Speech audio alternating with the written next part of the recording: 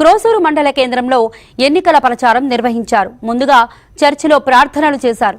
SC కాలనీలో ఇంటింటికి తిరిగి ఎన్నికల ప్రచారం నిర్వహించారు. పాశం ప్రవీణ్ కుటుంబ సభ్యులు, టీడీపీ జనసేన నాయకులు ఎస్సీ కాలనీలో ప్రతి ఇంటికి వెళ్లి వారి సమస్యలను అడిగి తెలుసుకున్నారు.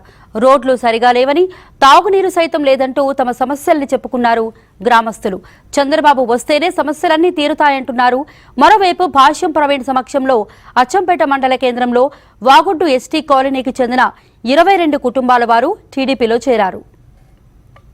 గారు వస్తే రాజధాని వస్తుంది, వచ్చిన తర్వాత కంపెనీలు జాబ్స్ వస్తాయని ఏది కావాలన్నా కూడా తప్పకుండా ప్రవీణ్ గారు చేస్తారండి. ఎంపీ గారు తప్పకుండా చేస్తారు.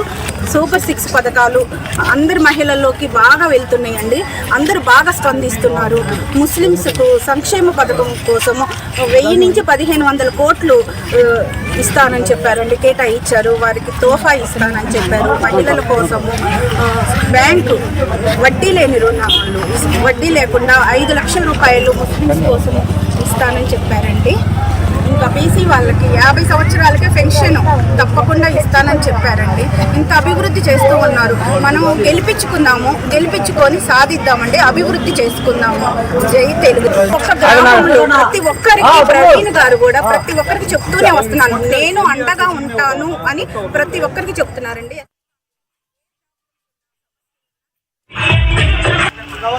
వస్తున్నా కంగారు ఉడవాకు.